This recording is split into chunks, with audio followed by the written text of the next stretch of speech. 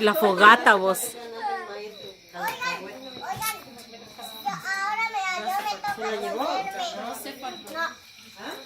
Ah.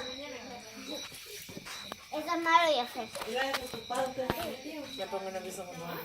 ¿Para dónde fue Ginibet? Para allá. Ginibet. Venga para la fogata. Ay, qué linda. Un aplauso para allá, pues, porque se pasó. ¿Y cómo está la fogata? Maciza. Es como Roman Reigns retirándose de la WWE por leucemia. ¿Y Jafet cómo se siente en la fogata? Bien. Ah, qué bueno. ¿Le gustan las fogatas? Novato. Ay, sí, mira, contamos chistes. Sí. Obvio, How are you? ¿Y qué dice empatado otro pato? Estamos empatadas. Ahí está. Porque el mar nunca se seca, ¿ves?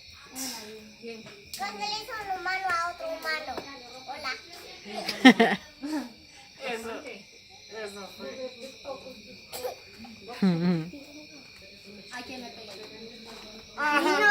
A mí no. A mí tampoco. A mí tampoco. Porque te pasaste para atrás. Ay, es que el cuadro está para allá. Esta es la segunda fogata, ¿verdad, Dani? Creo Esta que es la contándola. tercera. Tenías la edad de Jafet cuando hicimos una Ajá, fogata. la primera. Ujú.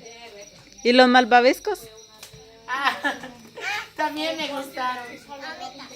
¿Y dónde quedan los malvaviscos ahora?